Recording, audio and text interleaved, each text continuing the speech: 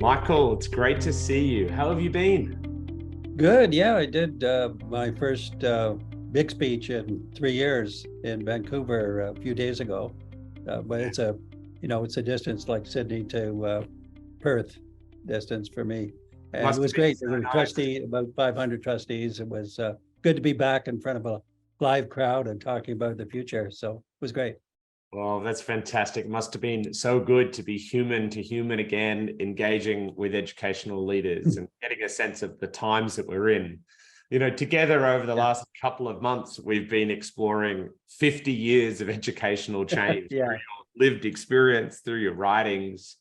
And Yeah. here we are, sort of coming to what I'd almost describe this liminal space, this transition space. In our last Hmm. discussion, you sort of talked about what almost you described as a lost decade, and starting to Yeah. think now as we come out of COVID about how we can reset, how we can pursue a new paradigm. But you also gave us a bit of a challenge, mate. You sort of said we've got 2 to 3 years to find a positive and powerful pathway forward, because paradigms don't shift just because the old one is breaking down, but we need an alternative Yeah. one.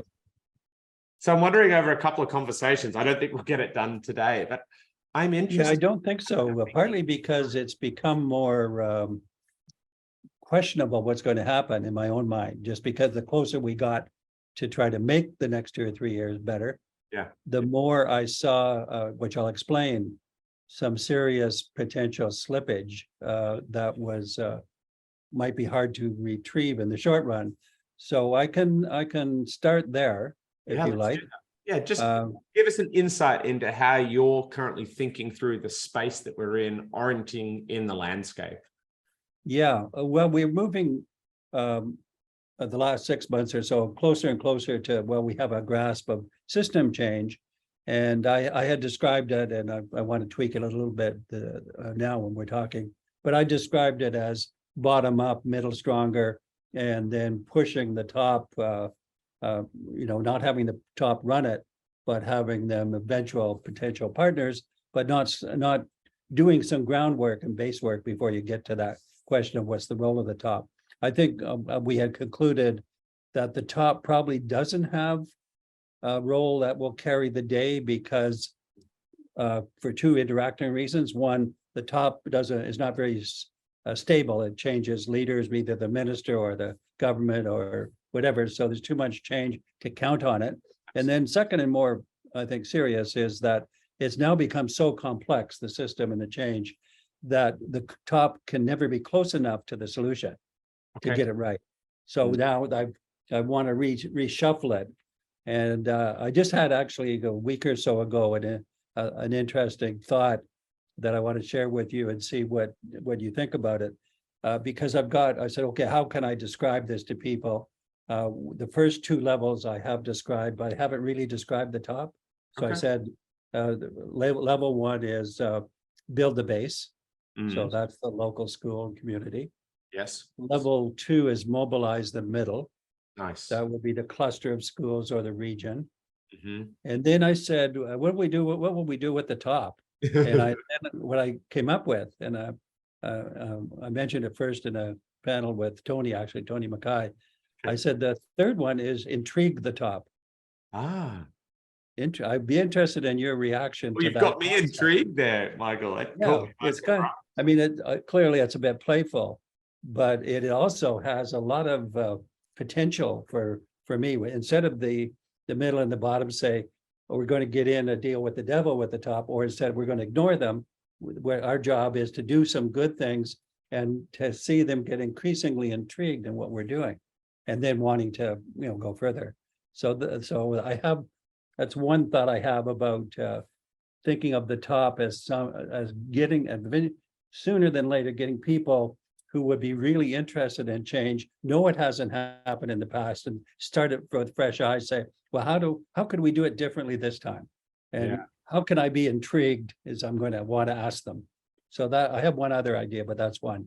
Well, my first impression is I really like it. We were talking last time about that need to have sort of empowering mindsets around, even when the system may be acting in such a way that those on the ground at the base or in the middle may perceive as not really understanding what's occurring, we can get in that situation where, so we're either getting in a really adversarial type interaction with the center, just ignore it. And I love that positive frame of saying, how would I do good things here, and then make that available to be seen by the center, by the top. But make sure I'm thinking about, I suppose, how to intrigue them by what are they curious about? Or sometimes I might have to slightly repackage the good things I'm doing to help them even see those things as potential solutions to what they're doing. Yeah, you've got it.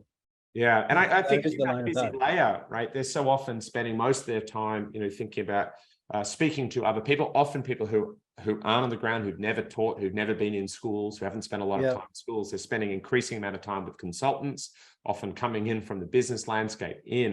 And I love that idea. We've actually got to filter up fresh, intriguing ideas and examples. Yeah. Help them see. Yeah, and you can, if you're doing good things, yes, you can be intriguing because you have substance. Yes. Right. It's not just theory. You're actually doing things on the ground and say, if this could be done by a lot more people, we would be better off. And it sort of gets that theme moving. Yeah, come and see, look at this, start to give them alternative theories of actions and examples of what could be done. And what I love about that as well is it's already happening in this system, in this place. It's not saying, hey, we've got to do something utterly different from world best practice somewhere else. But it's actually saying, look at a local level, at a network level, at a cluster level, look at what we can already do here. And let's get more of these good things happening here. I love it. Okay, what was the other idea, Michael, you've been playing Well, around? the other idea is a bit more discouraging. I'm just actually, when I was in Vancouver, I wrote just one evening, because I was struggling with this, an op-ed, which I haven't polished yet, called The Mystery of System Change in Education. So that was the title of it. And I said three things in it. I said, the problem right now, and it's an increasing problem, either the wrong thing will happen or nothing good will happen. And the problem is that there seems to be three theories of action that are coexisting now.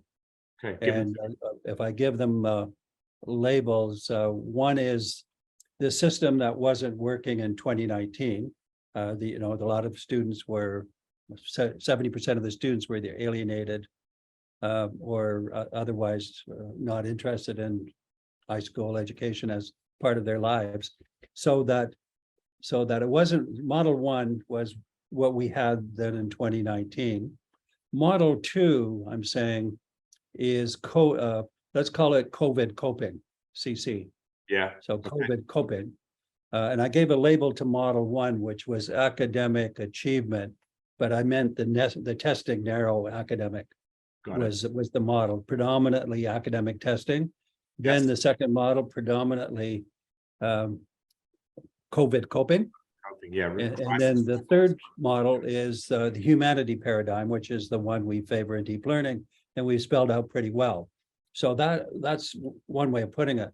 And then the second, where you start to get more discouraged, that people now are saying it this way, is that people are overwhelmed with coping with COVID.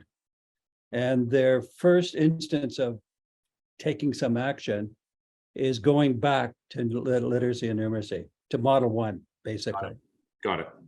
And that's what, and one can understand that because it's tangible, it's needed, and that. And I'm going to say that if you go back to model one, if you go back with the coping, if you slide back, you won't have the ideas to do the forward model that we've been working on, the new pedagogy. It will be preempted by the previous two impulses. Yes. So impulse one, immediate past one, what are we going to do about numeracy? Impulse two, the comfortable things that we could build around that. Let's do those as a move forward. And there won't be enough energy left over to do the actual model we've been striving for. And this means that the best we will have is a poor version of what we had in 2019. Yeah. I like what you're grappling with here, Michael. It reminds me of some of the work we've been doing with our community, where we're saying that as you come out of this tail end of this pandemic, in your language of the COVID coping, and the incredible emotional and cognitive and physical resources and the toll that that's taken, there's a sense where the most natural response to exhaustion is what I call reversion, reverting back to the habits of practice, team, organization, system interactions that we've done for the longest time. And there's times when, I don't know about you, Michael, when I'm tired midweek, what do I cook? I cook my default meal. I cook the things that I've cooked for the longest time. Or, you know, I might have started some new exercise regime or something. And when I'm overtired and it's deep into the school term and the kids are demanding whatever else, I revert back to old ways of doing things. And I have deep empathy with that reversion, because there is a safety in it, and it also is the lowest energy state. You know, if I'm out of emotional and cognitive resources, as a system, as an energy, as an educator, it makes sense to return to the things that I've done for longest. And you're saying to us, hey, there's a place to move to, not back, but to. And in our language, we call that renewal. We say sort of we want to not necessarily go to reversion, although we empathize with that as a natural energetic pathway. But we actually want to do renewal. And, you know, for me, I don't know what you think about this, but the thing about a recipe for renewal involving, of course, taking some of the best of the past, and leaving behind other bits. So that goes in the bowl. And we want to take some of the terrific emerging practices that happened under the COVID coping.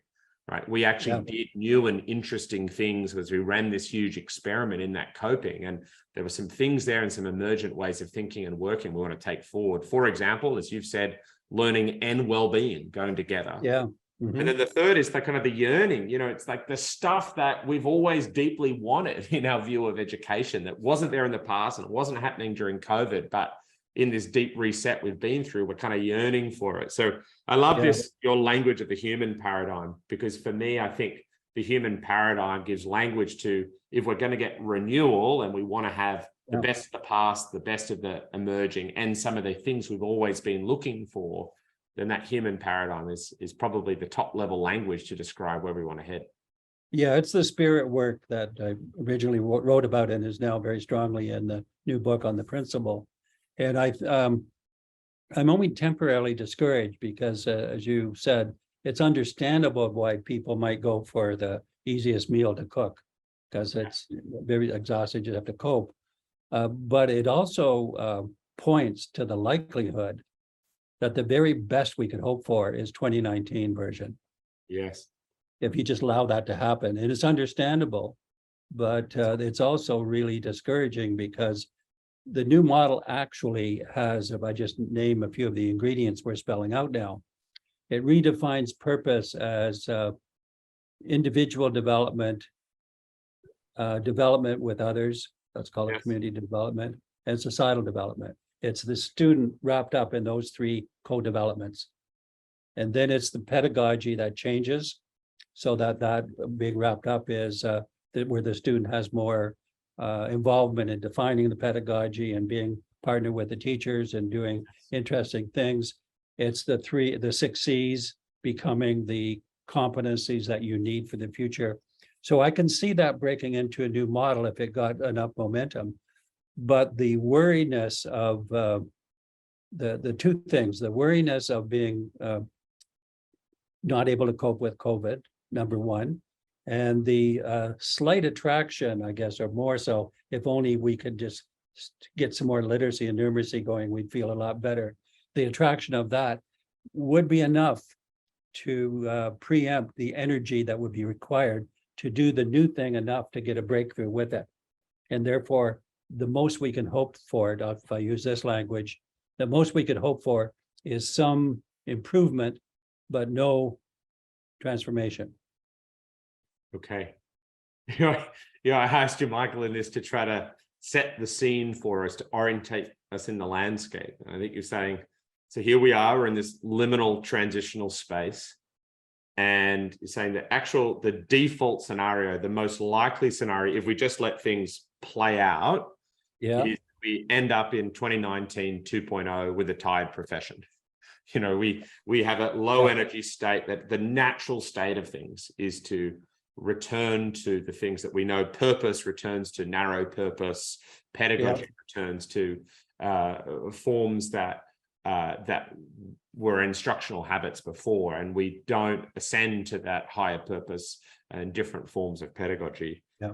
So where do we find the energy, sir? Where do we individually, collectively, and as systems, how do we get on this path to potentially what I think a lot of people would describe as a more desirable future, a more desirable human path, but they're not sure whether individually or collectively they've got the energetic and cognitive resources to get there. How do we move from where we are the question, the way you put it is the way that I'm thinking. Actually, you said, where do we find the energy? And if you just think about it for a few minutes and say, given the world, where is the energy likely to exist? Before very long, you drive at the conclusion it's going to be with the young. Anybody 3 years of age and older, 3 to 18. And that's our only hope, is that that the young and the things that we do enable them to be liberated from old-fashioned learning, to work on these things we're talking about and be excited about saving the world, as some of them actually are. And so they've got maybe the naivete to save the world. They've got, they certainly have the ideas and the energy. Peter Senge for, 20 years or more, 30 years, has said it's the youth and the young people that have different ideas that he's just not being romantic about. He's saying, here's the evidence, like we're going to get it. So I think it's a question mark now, because we're at the low point. We're getting to the very low point of the convergence of the things I started to talk about 15 minutes ago. We're at that low point, but it can't bottom out and stay stable. I don't think it will stay stable. It'll get worse and worse. And so sometime in the next 24 months, we have to work through what we're talking about now. We have to involve youth collectively and jointly as part of the new solution. We have an idea of what the elements of that new solution are. We've got to get through the hangover of COVID and do some new things that will, I think, be amenable to have action. I mean, to have momentum. Yes. And it may be that some form of the academic achievement could be a motivator. I'm worried about, because the image of the 2019 model, just to use shortcut language, was that literacy and numeracy high school graduation is essential. So it was kind of just, it should be essential, but since it wasn't, it's kind of like, where do you go? But I think that the new model that I'm talking about has to include literacy and numeracy progress. Yes. As part of it. It's got to be built in. And we already know from some examples that those that went for deep learning accelerated literacy and numeracy. We know examples of that, accelerated. Yeah. That not only did literacy and numeracy not fall back, it fell forward, it moved forward. So if we can articulate and then show what moving forward looks like, and that it includes literacy, numeracy, for example, but it includes the 6 C's at the same time, and people then see them, we will be intriguing if we can get that far. Oh, I love how you've made that connection point, Michael, here to sort of talk about this work on the ground and in networks and in the middle, exploring this such that it does become intriguing, and that the system in the center, who's also tired, by the way, maybe not individually, but collectively tired and run out of ideas. Whether new governments or returning governments start to think about where are we heading with education. I think for them as well, the default theory of action is 2019, but sort of it's not even 2019. It's let's get back to where we were in 2019. We've dropped off. It's a back to, return to, fill in the gap. And I think that idea of being intriguing with these examples. I love your kind of idea here that you raised, and I fed back to you there around energy, because I think it's the right way to think about these two potential futures, that there is a default low energetic state, which will just occur like water moving downhill. It will just occur that we will find ourselves at all 3 layers of the system in a 2019 2.0. Yeah. And we need to find new energy sources. And it's interesting to me, Michael, here we are on the planet asking, how do we find new renewable energy sources? How do we find new energy sources? And I love that you're saying, well, there's a huge untapped energy source in student agency. And there may well be other untapped energy sources in community, in parents and caregivers, in others, where we don't always say that the move to this desirable but more challenging energetic state is always going to be through asking even more from our educators, that there might be other energy forms of energy that we can tap into to get that momentum going. And then once momentum starts building, the wonderful things about human energy is we can build new energy around some of that progress we can see. Yeah, I think I wanted to touch on the teaching profession in a moment, but if we stick with the energy point of departure, if you ask, how does a mother in poverty with 5 young children living alone in poverty, what are their energy points? Because they're just flat out beaten all the time. And their energy points, when you find them, are the education of their kids, 1 or 2 or 3 or whatever. They'll do that when they're dead tired. Yep. And so I think this is why there's a double reason for wanting the young to be the source of energy. One is that they are likely to, if enabled, are likely to have that. And secondly, their parents are likely to see that this may be one way into the future. So that then does leave us, though, with the initial problem, which is that teachers and principals are just also dead tired. And therefore, there's no left energy. Joanna Risotto, one of my colleagues in Milwaukee, who works with, in his kind of with young, in a school that's an alternative type school for kids. She and I did an op-ed about a month or so ago called "Who's Abandoning Whom?" Yes. So it was about the teachers are leaving. We know that they're leaving in droves. Sometimes principals, are they abandoning the system, or has the system already abandoned them? And we had a line in there that said, well, let's not just ask about who's abandoning whom, but who's staying. Yeah. And why are they staying? Good question. And there, I think if we get the who's staying teachers and the energy of the students who will refuse to be defeated, we might be able to find the light in the pathway that I call the intriguing future. Yeah, I love it. Well, Michael, we are absolutely in this liminal space and there are no clear pathways forward, but I like how you're starting to help us frame up where we are in the landscape, potential futures, and how certain actors and energy might play out in leading us into one of those. We spent the last couple of conversations reflecting mostly on the past, right? 50 years. And now I can feel this transition point where we're starting to explore how to structure the complexity and how to have some heuristics for action as we move forward. So, hey, why don't we pick up in a month or so? I'm sure things are moving quickly for both of us at the moment, and we can tune in again, pick up the signals, and start to think about how we all can be a little bit more intriguing to the system and to each other about what we might be able to. I think that's the natural time flow as well, that the closer we get to 2023, the more we can kind of stop and shake the world and shake ourselves and say, okay, this is our last chance, let's do something. Oh, it's great to connect as always. Love hearing your raw thinking that you're nutting away on your computer after a conference and thinking through. And I personally appreciate it. I know a lot of people tuning in really appreciate you just openly thinking out loud in public with us and helping us make sense of the time that we're in. Well, so, you're good at making it happen. So that's why I love this conversation. Well, it's always good to connect. Glad to hear you're doing so well. And speak again soon. Okay, very good. Thank you. See you. Yep.